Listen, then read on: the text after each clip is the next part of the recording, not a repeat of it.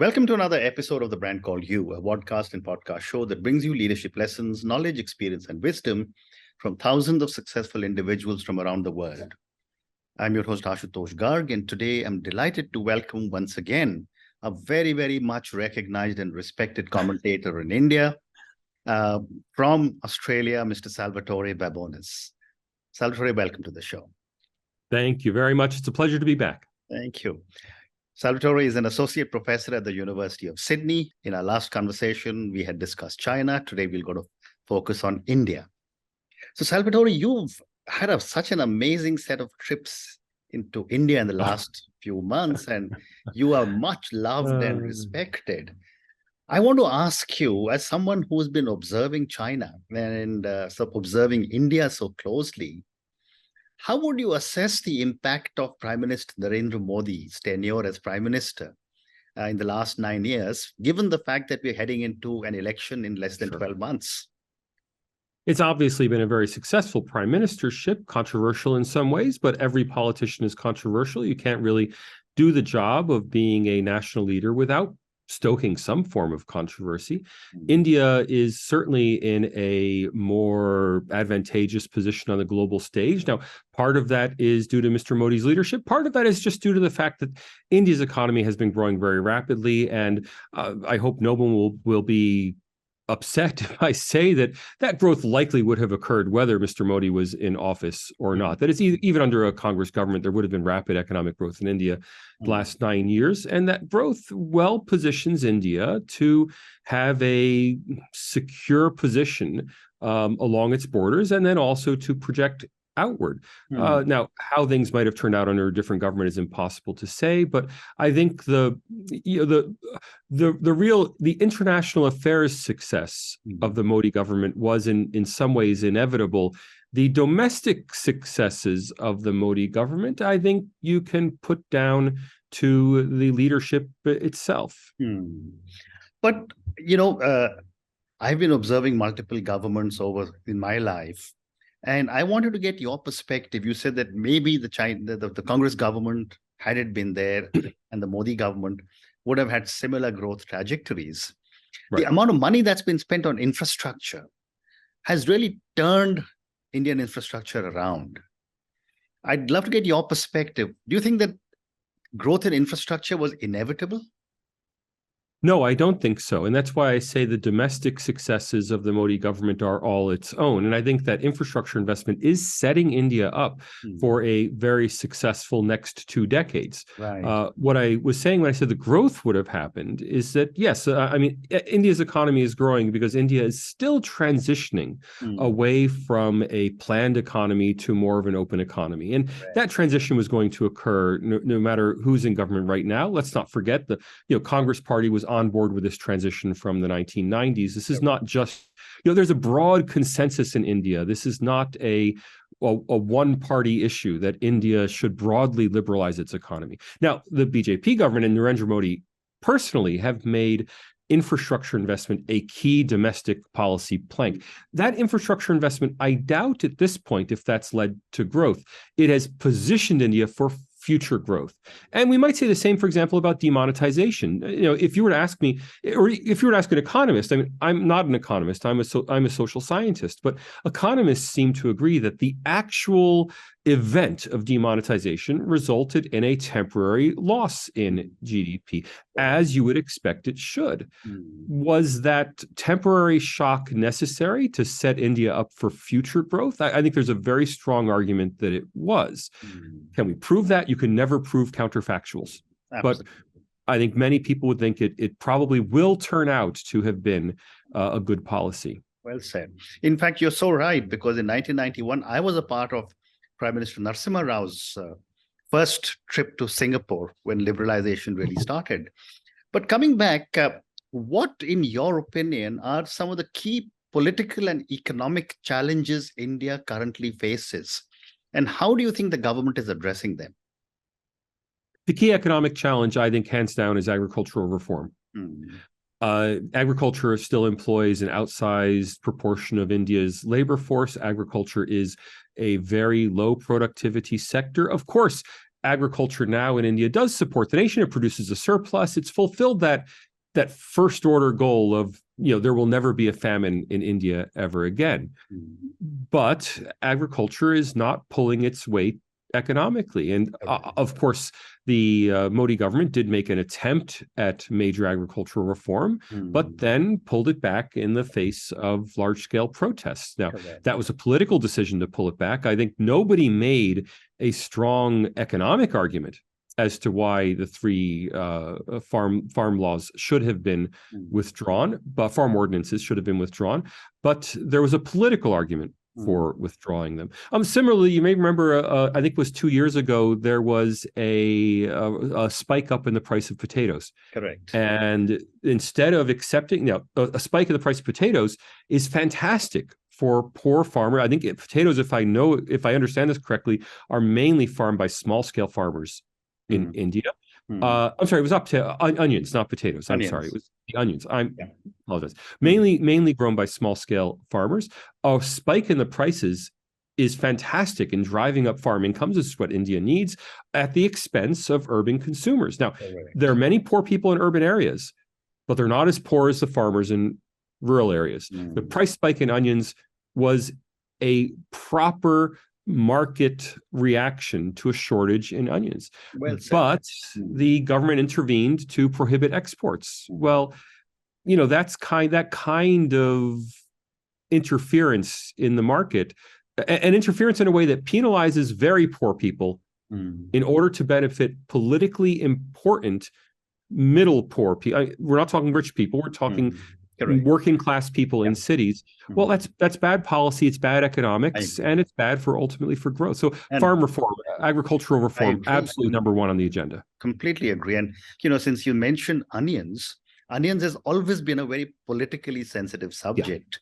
And before Mr. Kejriwal in Delhi, the chief minister was Sheila Dikshit, and she lost the election in Delhi because she couldn't manage the price of onions. So, as they say, we know our onions in India, See, if everyone just became Jain, we wouldn't have to worry about it. Absolutely.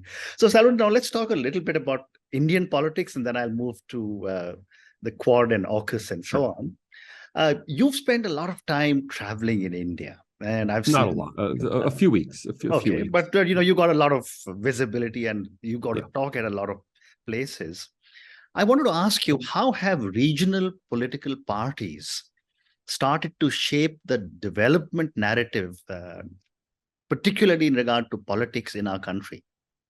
Honestly, I'm not that expert on India's regional parties. Clearly, politically, what India needs is a strong opposition to the BJP. Now, I say that not from the standpoint of, I prefer one party or another, from the standpoint of an analyst of democracy. Everybody has to be challenged.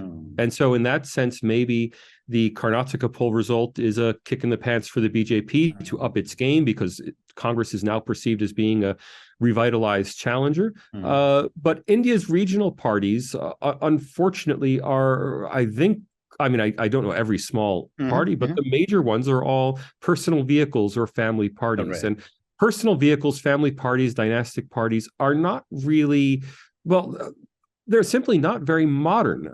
They're not to the future. If we imagine how democracy is going to evolve in India over the next 20, 30, 40 years, it's not going to be through the return of personalized politics. It's going to be through the institutionalization of modern bureaucratic parties. And the BJP is, in effect, India's first modern, bureaucratically organized political party. Yes, Mr. Modi is the figurehead at the top, but this is not a personal vehicle for Mr. Modi. The other parties really have to learn from this. And the regional parties may be able to succeed in their own regions. The Karnataka polls, I know, have called that into question for many people. I'm not a pollster. I don't know what's going to happen in West Bengal. I don't know what's going to happen in Maharashtra. But you'd also made a comment that, or a suggestion, that regional parties should come together without the leadership of the Congress. Yes, absolutely. Why did you make such a comment, and what were your views? So this was made, first of all, I have to contextualize this. This was made as part of a humor, a bit of a humor video. So I don't want to push too hard on it. But if I were giving advice, and I was challenged by my viewers on Twitter to just give advice. If I were to give advice to India's opposition dispassionately, I'm not involved.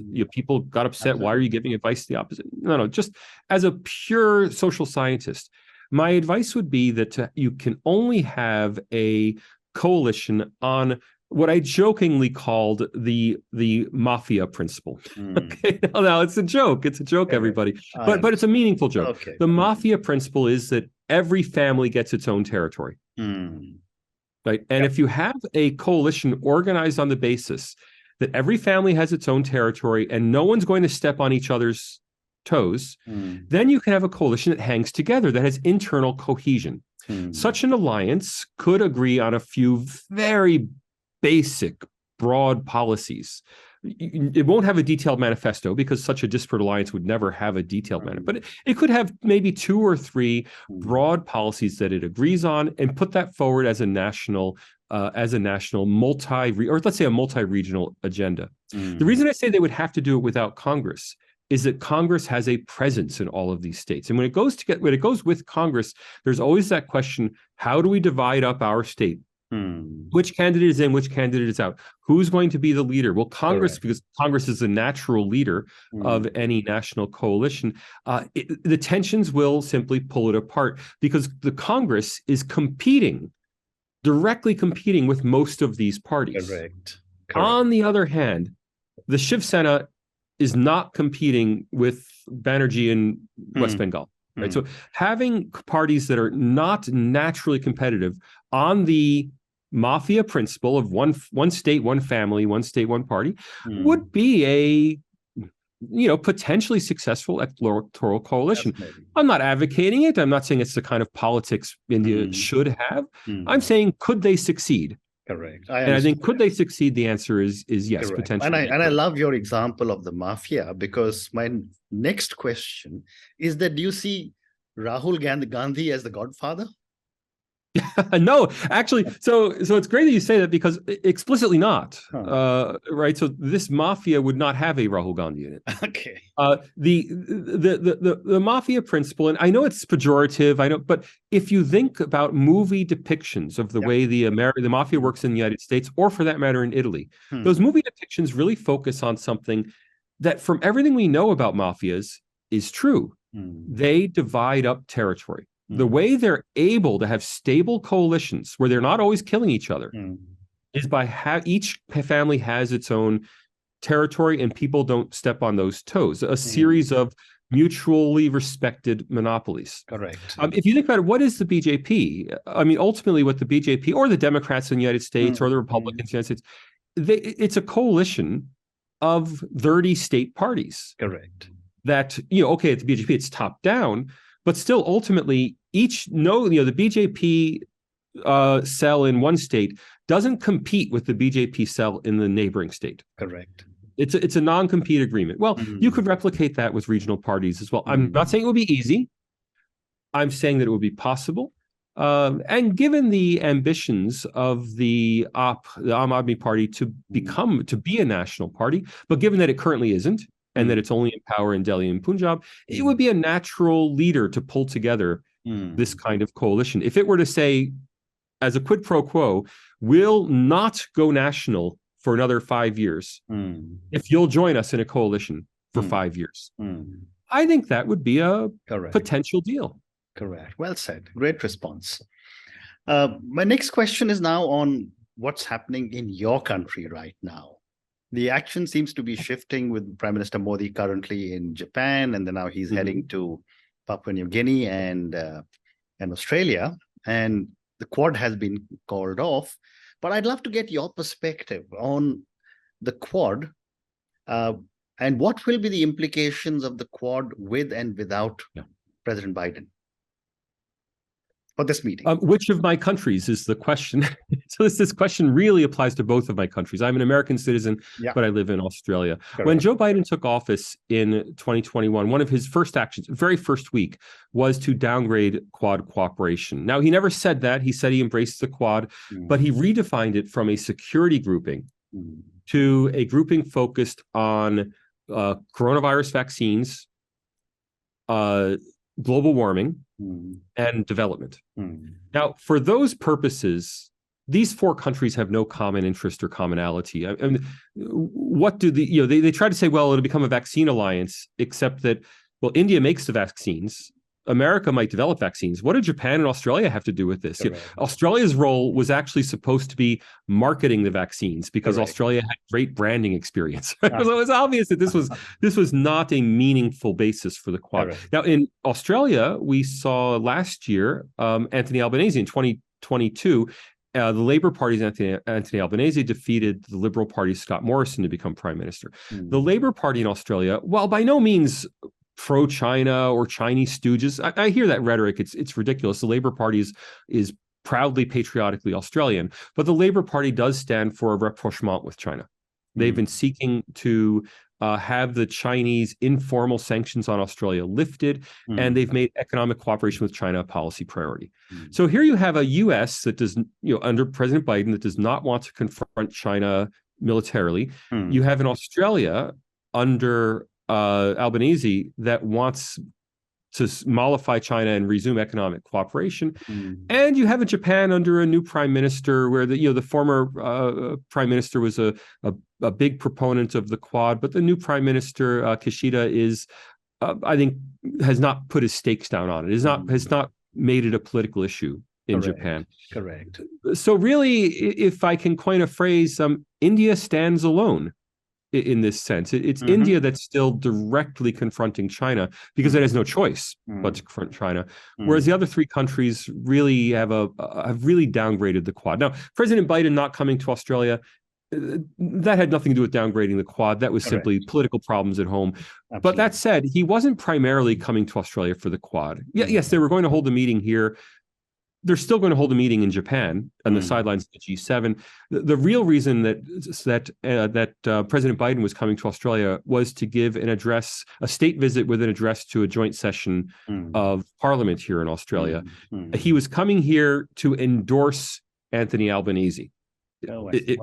Technically, the nominal reason was a Quad summit. The real reason was to provide political support for Anthony Albanese. Because Australia, broadly speaking, Labour, but also most of the Liberal Party in Australia is anti-Trump and very much pro-Biden. So it was seen as something that would boost Albanese's standing. That's not happening. Maybe it'll be rescheduled. We'll find out soon. Fascinating. So since you spoke about India and China, my next question is about China. Both sides are waiting for the other guy to blink, and yet the trade continues, and I believe it's about $125 billion. What is your view, since you know both countries well, what are your views on the relationships between India and China, and how does Pakistan fit into this equation?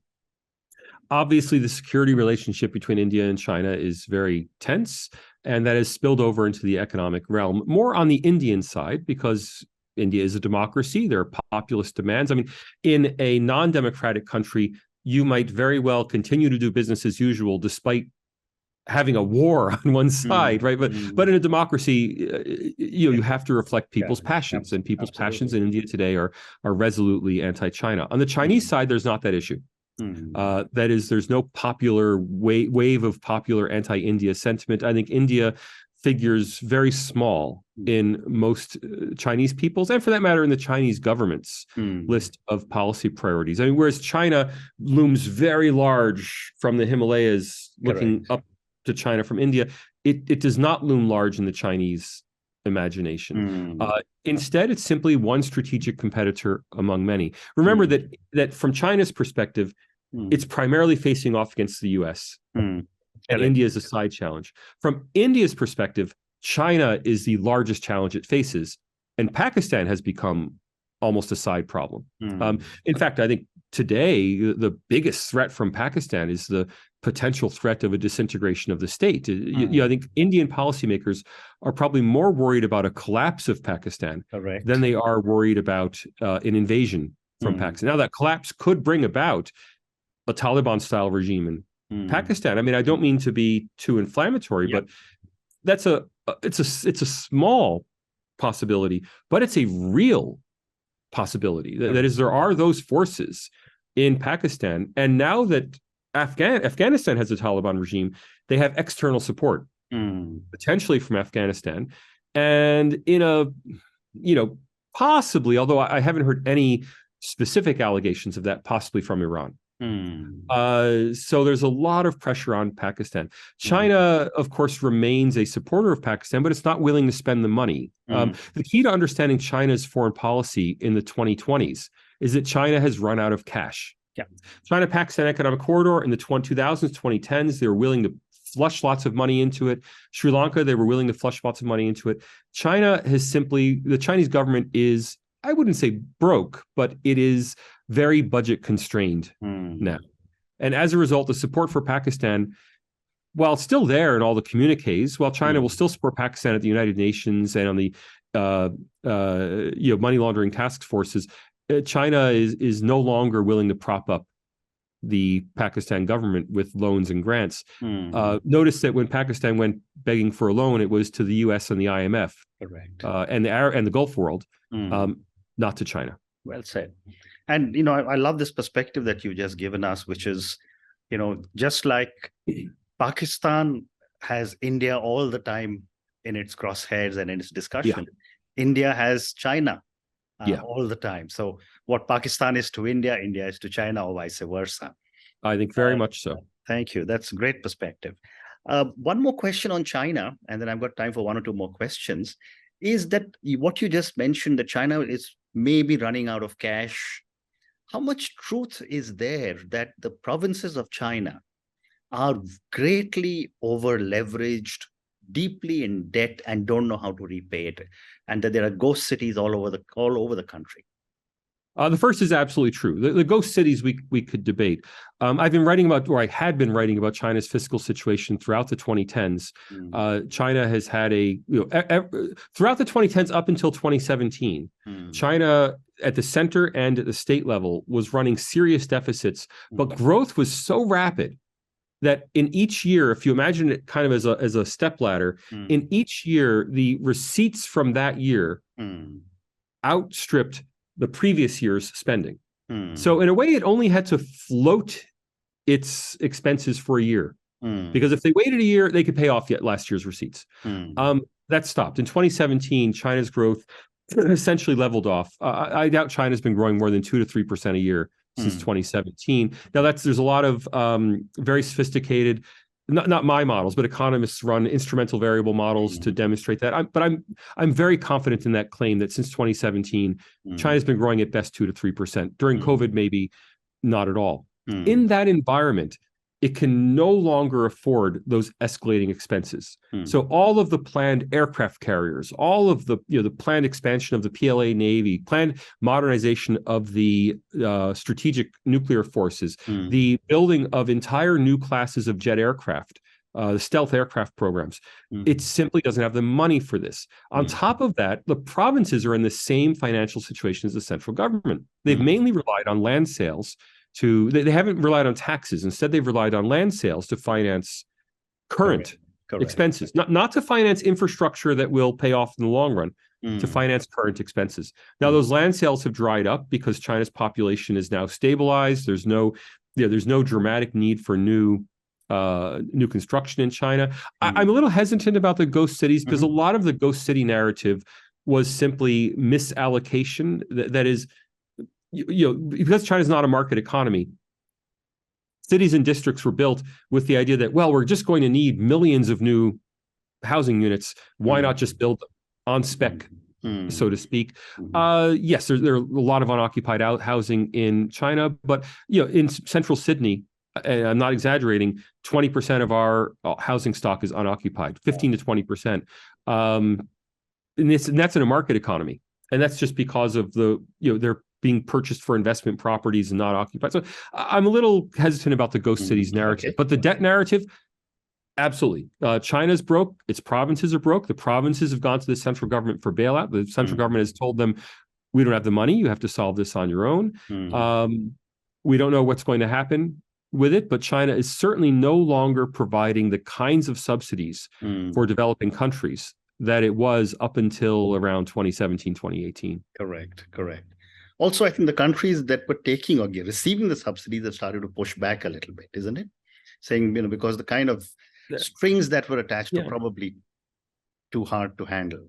There's a lot of narrative around that, but I have to say, very skeptical of that narrative. That is to say, there has been an anti-China, primarily American anti-China narrative around quote unquote debt trap diplomacy. And I think a lot of developing countries have picked up that rhetoric to say, oh, China tricked us. China, it's China's fault. In fact, everybody knew that these were all bad loans. China knew these were bad loans. This was a way of buying out national elites. And the best social science that I've seen on this is that China has routinely gone, and this is true in Nepal, Sri Lanka, Sub-Saharan Africa, to a lesser extent in Bangladesh, certainly in Laos, in Cambodia. China has gone into countries, offered lots of loans that it knew it wasn't going to get paid back. The World Bank does the same, concessionary debt. The difference, though, is that now that China is running into a cash shortage, it's actually saying, oh, well, this is a loan. Could you please pay us back? Okay. And countries are simply defaulting on their Chinese debt. Not so much on the AIIB debt. The formal development bank debt, as far as I know, is mainly solid. But these foreign policy loans made by China, yes, there's a lot of default, but I don't think the pushback from many developing countries is very disingenuous in that they knew they were never going to be able to pay back these loans. I mean, and if Indians want an example that they can really understand well, think of I'm going to pronounce it wrong, the port in Sri Lanka, the Hambantota port. The Hambantota port. Everybody knew at the time that was being built, all the experts talking about it, that there was no need for this port. The port was being built because it was in the Rajapaksa's home area, and they and their family and their associates were going to get massive real estate benefits from the development of this port. So the port was never a going commercial concern. For the current Sri Lankan government to say China tricked us into this, that's clearly disingenuous. The real fact is that Sri Lankans should never have elected the Rajapaksas, but they did, and now they have to pay the price of their folly. Well said. And my last question back to India, Salvatore. The next 9-10 months are the run-up to the next general election. Of course. As someone who observes India, studies India, what are your thoughts on what is going to happen economically, politically in the next 12 months? And I'm going to ask you to look at your crystal ball. Look, on the bad side, on the downside, it does seem that there is going to be some degree of weaponization of religious identity in India that happens in every election. I think it's very unfortunate. And more than that, I think it's unnecessary. That is, my impression is that I'm an outsider. I can't, but my impression is the BJP, everyone seems to agree, is on a track to victory regardless. There's no need for it. I think the BJP could take the high ground of accepting it could win 2 or 3 fewer seats in the Lok Sabha, but have a more honorable approach to its rhetoric. Now, when I say the BJP, I don't mean Mr. Modi. Mr. Modi is always cleaner than clean. But I mean, what the directions that come down, or the behaviors at the lower level. That's the downside. On the positive side, what we're seeing is a genuine exercise in democracy. I mean, whatever criticism India might receive from the outside world or within India, the simple fact is, I don't know anybody in India who doesn't believe that this is a highly competitive, free and fair election in which everyone has a shot, and they're willing to spend lots of money and effort to take that shot. This is not a situation where the Congress Party would withdraw and sit out the elections because it believes they're rigged and it could never win. I mean, if you read the international reports, you'd think that's what they should do. No, this is a real election where people really have a voice, where if the BJP does not perform and do what it says it will do, people will throw it out. There's no doubt, as they did in Karnataka, right? There's and before that about in Himachal. You're absolutely right. So this is clearly, the good news story coming out is that it's putting the lie to all of these international reports about democracy in danger in India. Now, we'll hear the rhetoric when the election happens and we have the outcome, and I'm sure, but just to put it in perspective, and I always encourage a comparative international perspective. I encourage any Indians who are concerned about the status of Indian democracy to make a list of the accusations of electoral malfeasance in India over the course of this year and compare it to their list of accusations of electoral malfeasance in the United States over the next year, because of course it's election season in the US as well. Correct. I guarantee you that the credible allegations of election misbehavior in the US will dramatically outweigh the number you find in India. And that's a great story for Indian democracy. Fascinating. And just one last point, I wanted to get your view on the negative side. You don't expect to see a flashpoint with Pakistan because nothing brings the country together like problems at the border. Well, my impression is that the current government in India is a highly responsible, serious government that would not risk India's security and potential nuclear destruction for potential electoral gain. That seems crazy to me. Now, obviously, I can't know, but this seems extremely unlikely. Now, more the point is their hand may be forced. There may be a revolution in Pakistan. There may be people may come to power in Pakistan who outwardly support terrorism instead of the. There are major political groups in Pakistan who overtly support war and terrorism. That's something very scary. And if that happens, obviously the Indian government will have to respond, election or no election. National security can't wait for the outcome of the election. So I would be. You would be surprised. I would be shocked if anything were engineered on the Indian side. But something may happen on the Pakistan side, and that's a reality we all have to deal with.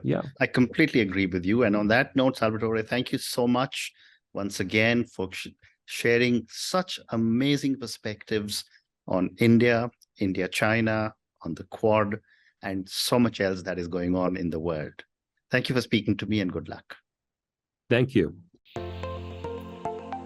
Thank you for listening to the Brand Called You videocast and podcast, a platform that brings you knowledge, experience, and wisdom of hundreds of successful individuals from around the world. Do visit our website www.tbcy.in to watch and listen to the stories of many more individuals. You can also follow us on YouTube, Facebook, Instagram, and Twitter. Just search for the Brand Called You.